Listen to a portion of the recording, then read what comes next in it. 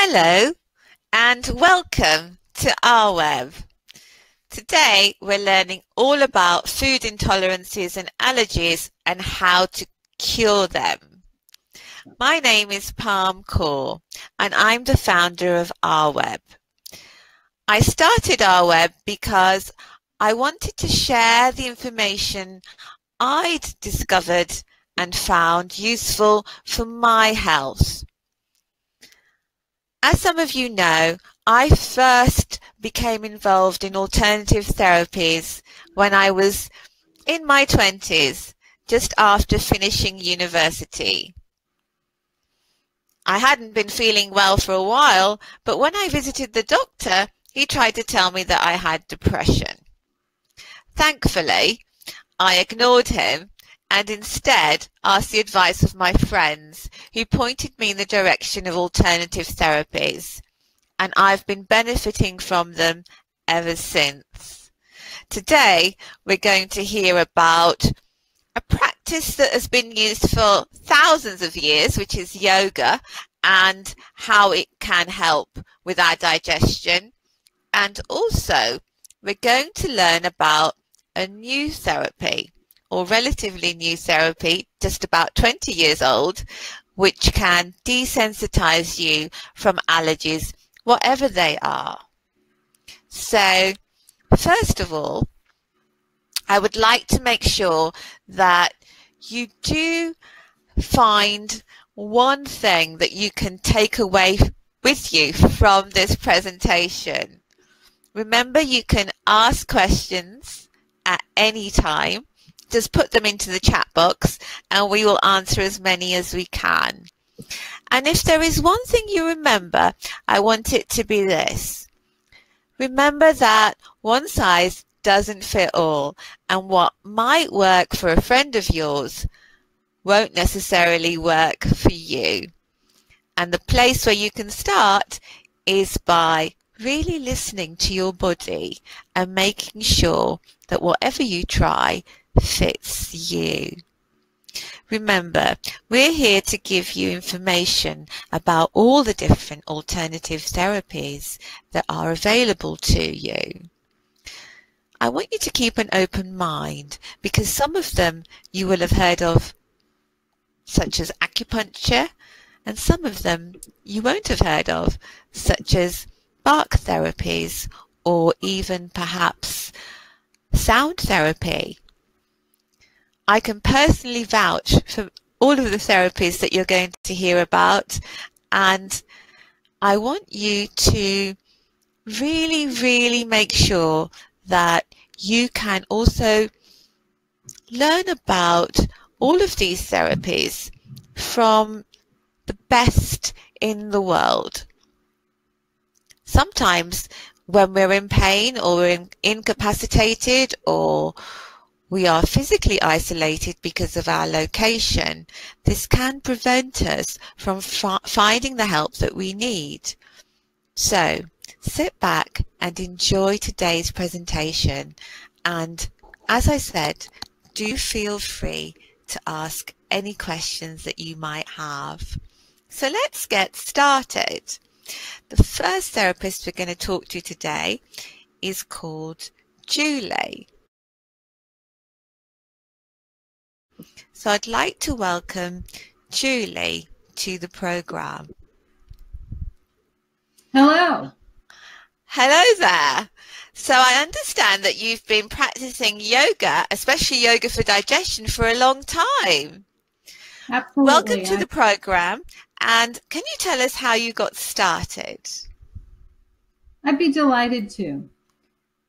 I actually was introduced to yoga by my mom when I was 15, and then life went on, and in the late 80s I started a practice, and through that practice and through life I realized that I needed more than just the asanas, because I was experiencing some stressful situations. You know, young professionals are always under a great amount of stress, putting it on themselves or getting it from their boss or others. So I traveled through that journey, and I found that my body was starting to react to the stress, and it stopped wanting to be able to process certain foods, and those were wheat and gluten and barley and oats and rye and all the glutinous foods, and as well as soy, and then eventually sugar. So I looked into, as I went through my studies, I studied nutrition, and I studied many different yoga styles and practices, and developed this Yoga for Digestion program, because putting together nutrition and yoga seemed like a win-win situation for me, because it treats the entire body. Our body works together in all ways. So that's how I got started, and that is what I love to do, is work with others with getting their whole body and mind connected. Fantastic. So yoga for digestion. Now, we know our digestion starts from the moment we put something into our mouths. So how can we help ourselves?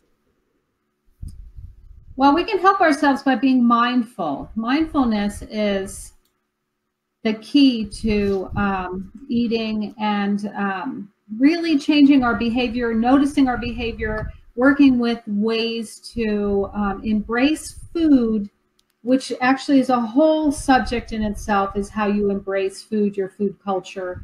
But having a routine before you eat to connect all the dots. So you were saying how it starts in the mouth. And oftentimes it starts in our mind. We see food, we smell food.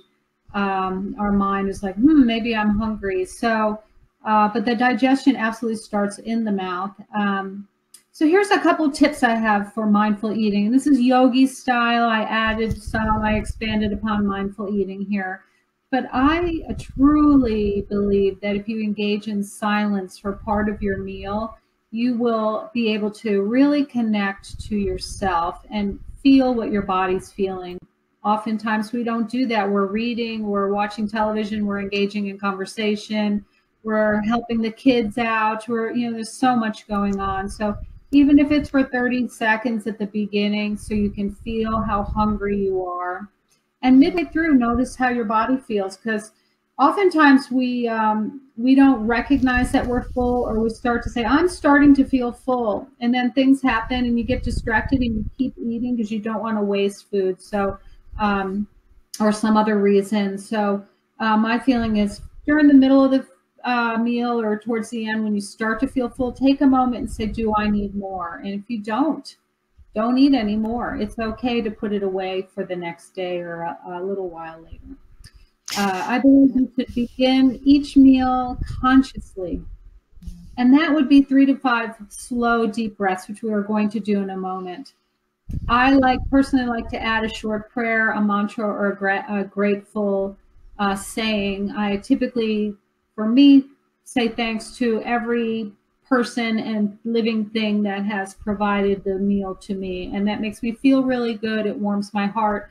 And it makes me more mindful of what I'm putting in my mouth, how the food is prepared, and how much I eat. So that helps a lot. And this can't be emphasized enough, can it?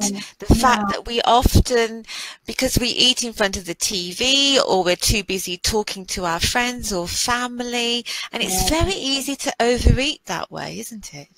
It really is. It's very easy. Even reading a book or having a conversation.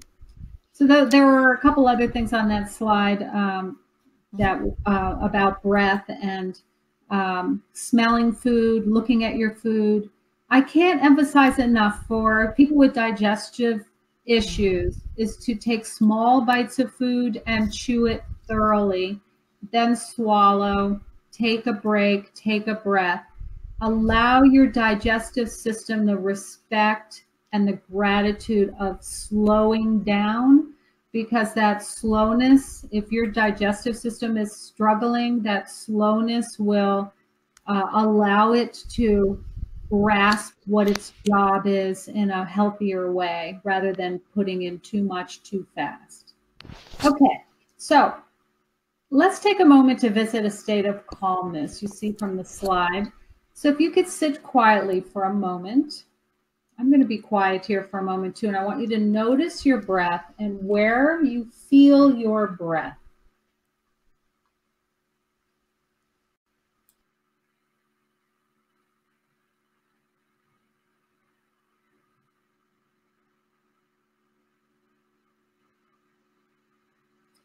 If your breath is fairly high in the higher part of your chest, if you can see me, you see my hand up high, that area is fight or flight. You can pretend fight or flight too. When you see something and you go, oh, you can tell your chest expands in the very top. Fight or flight is dangerous for our bodies. It doesn't help our digestive system at all because of the stress hormone release, the tension, and other things that are happening. So let's take 3 breaths, but moving our breath down lower, a little bit lower than here's the center of our chest, lower than that. And see if you can go as low as your lowest ribs. You can even put your hands there and see if you can feel an expansion. So let's do that 3 times.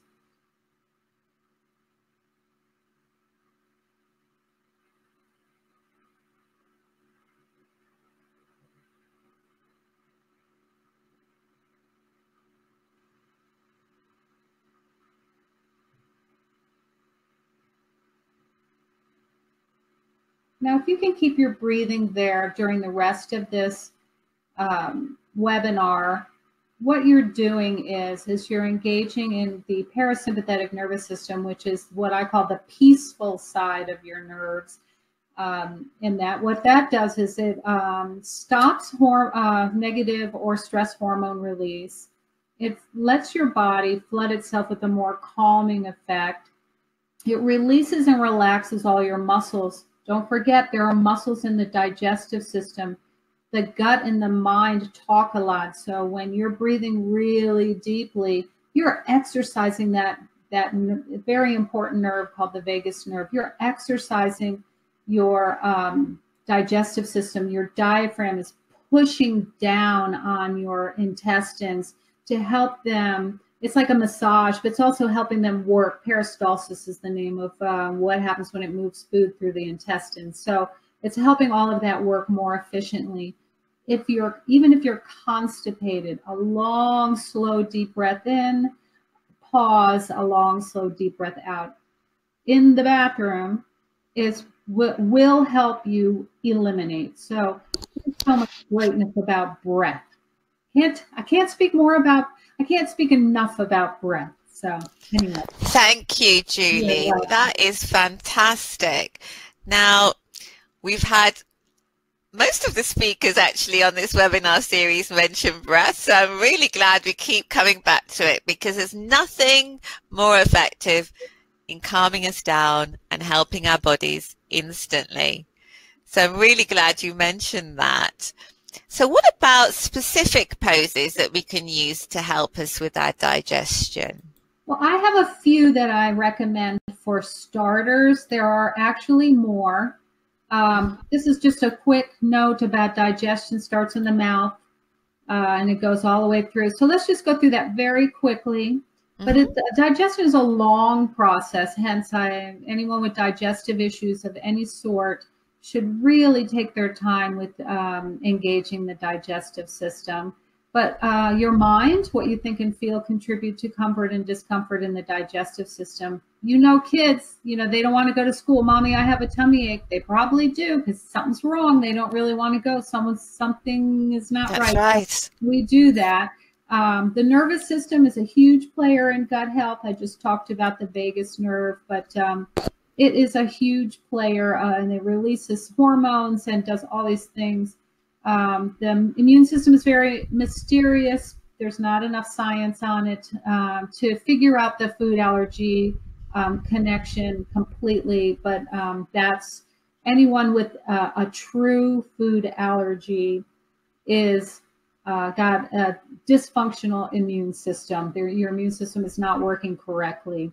Thank you. Yeah, so let's keep going on. So star pose. So my arms are a little high in this star pose, but that was just a fun star pose that I did outside. But what you do is you get into your pose, so you widen your hands and feet. If you need to lean against a wall because you want more stability, or put one hand on the wall. So I don't know if you can see that, but I have one hand on the wall. Hands are out and up. And if you can't hold this or do this, you can bring your elbows down and do it this way. The key is to be open here in the heart. So what we're doing is we're opening our throat, our heart, and it opens up the area in the middle of our body. And then our feet wide opens up the root chakra. So now what we've done is opened up all the nerve centers, the major nerve bundles in the body. They all work together. And so when they're all working together, it's healing, and it blends and balances our energy. So for this, you can do this. Breath is low. You can go and do a slow breath, or you can do just a mid-range normal breath, but keep the breath down low. And you can bring your arms in and out if you feel like you want a little bit more dynamic exercise. This is a lovely pose for balance, just overall balance, but energy balance, oxygen intake, which means you're going to get more oxygen to all of your cardiovascular system. So in time, your fingers and toes don't get as cold or stay as cold as often. So do we do this just once, Julie? I would say you do it as often as you want.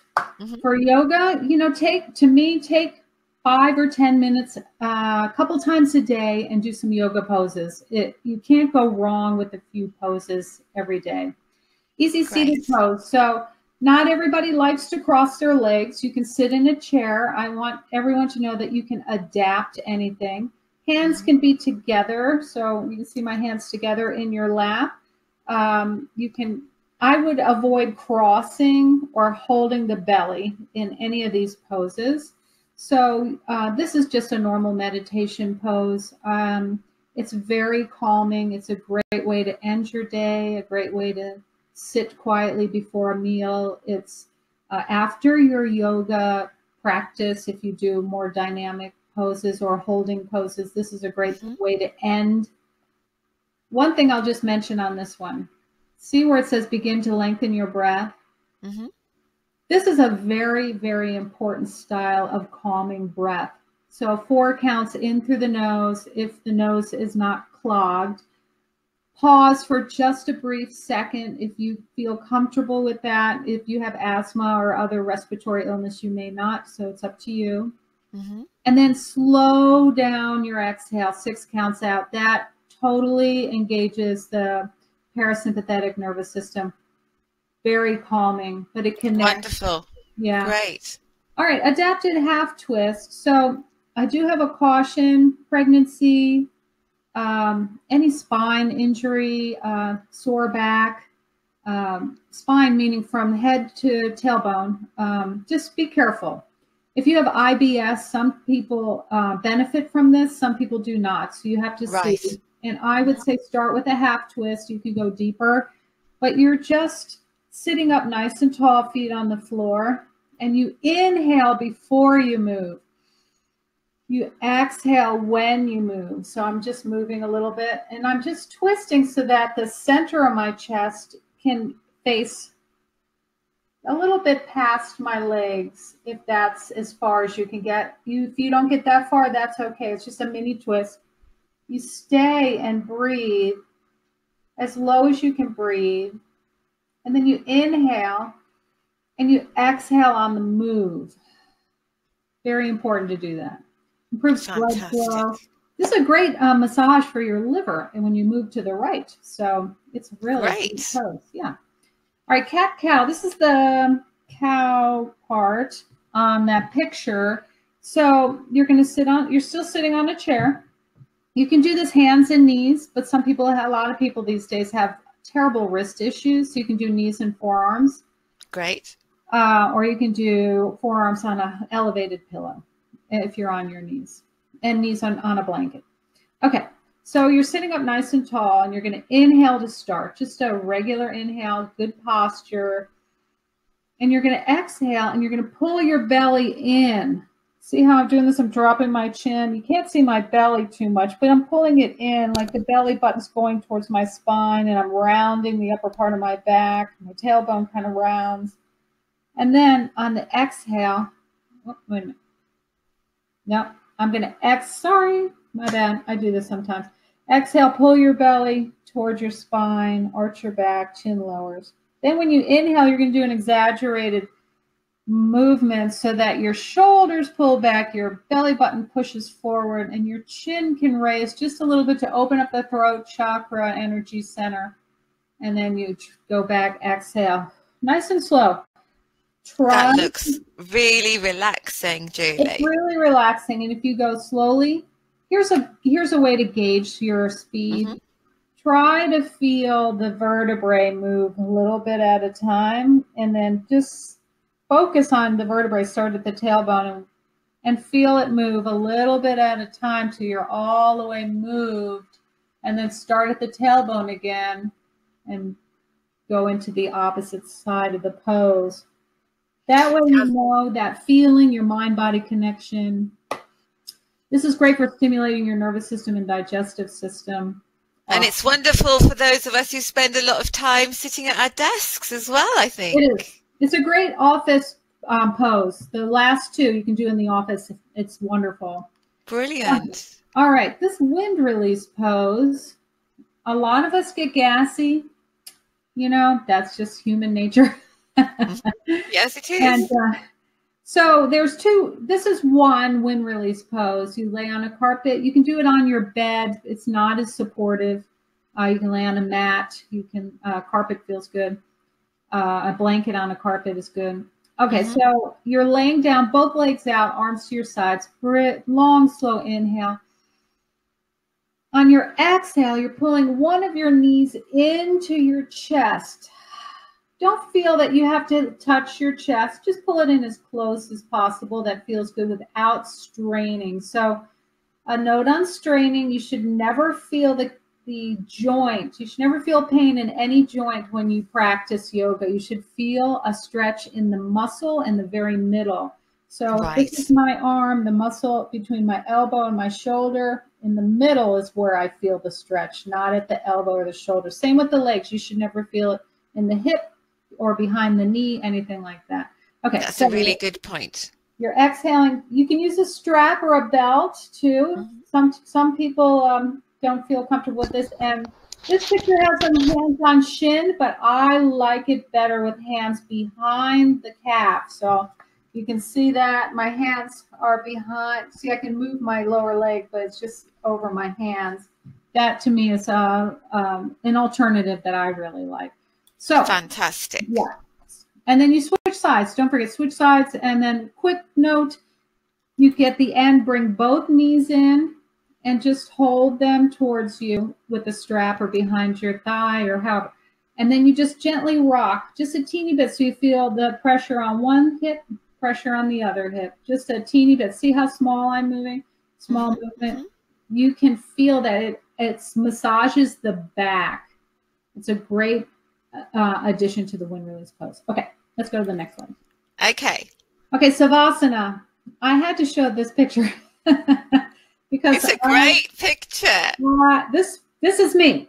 Snow, skiing, making angels. That's my winter fun. And so I was making an angel, but it's a perfect Shavasana picture. So final Shavasana you can do in bed, before bed. You can do it after your yoga practice. You can do it after any exercise. I wouldn't do it right after eating. I wouldn't do any yoga right after eating. Wait an hour before you practice. Well, some people say 3 to 4 hours, don't they?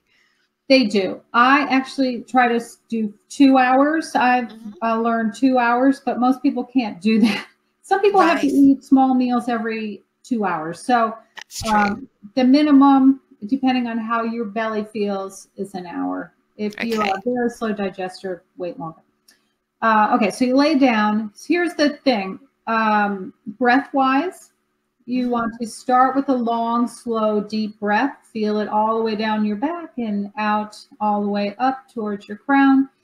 to continue that calming process, and then go to a normal breath, because this is a meditative pose. Mm-hmm. What is more important about Savasana that I can't tell you more about is, I'm trying to say how I really want to emphasize this. See how my feet are like hip distance apart? I want you to move them out just a little bit more, and you're going to feel where the femur bone or the thigh bone is in the hip socket. You're going to feel a release. You can let your feet flop, but if you move them out 3 or 4 more inches, you're going to feel a lot less tension in the hips. It opens up your hips, and that's really important for digestion in your core, is to let your hips relax into the earth. The same with the arms. Mine in the picture are too high up, but if your arms are about 6 inches away from your sides, hands up or down, whatever feels right, that does the same thing to the shoulders.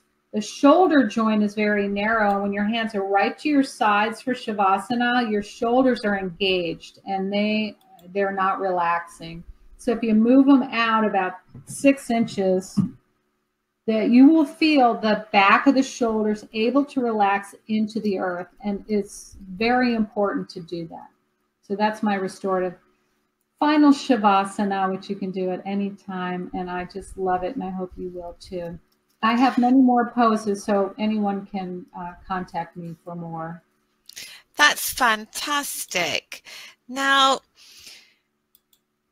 do you offer yoga courses specifically for digestion?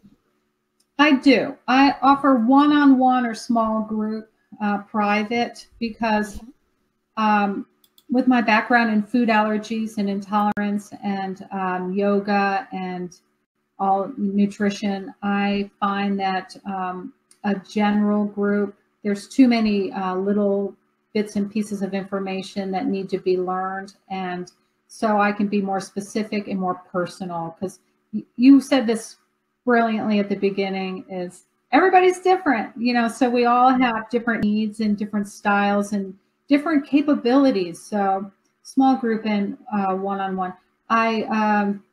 I do it. I can do it on the phone, on Skype, and in person. So that's what I do.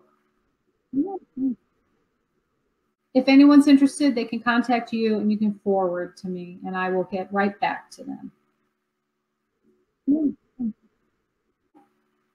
I really enjoyed it. Thank you. Bye now.